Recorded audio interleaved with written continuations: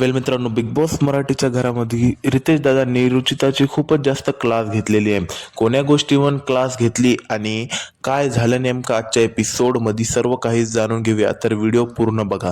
तर मित्रांनो, आपल्याला दाखवण्यात आलेलं आहे की रितेश दादा तर पहिल्यांदा म्हणतात की रुचिता, तुम्ही दीपालींसोबत काय केलं, त्यांच्याकडे बघून आथू करून थुकलात, हे तुम्ही वाईट केलं. कोणाच्या बी आईला असं आवडत नाहीये आणि माझ्या भाऊच्या धक्क्यावर अशा व्यक्तीला, असं करणाऱ्या व्यक्तीला जागा नाहीये, तुम्ही इथून जा मध्ये, असे रितेश दादा म्हणतात. तेवढ्यात रुचितात म्हणते की भाऊ माझं ऐका, तर माझा म्हणजे म्हणत होती, तिनं सांगत होती की मी का केलं, कसं काय केलं, माझ्याशी गलती झाली, माफी पण मागत होती. पण रितेश दादा म्हणतात की तुमचं हर बारीचं होऊन गेलेलं आहे.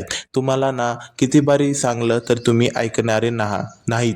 तर तुम्ही आता माझ्या भाऊच्या धक्क्यावर, तुम्हाला आज आणि आजपासून पुढे होणाऱ्या एक पण भाऊच्या धक्क्यावर तुम्हाला यायची गरज नाही. तुम्ही बेडरूममध्ये जा, तुम्ही झोपी जा, काही पण करा, मला माहीत नाही, पण आता तुम्ही इथून जा.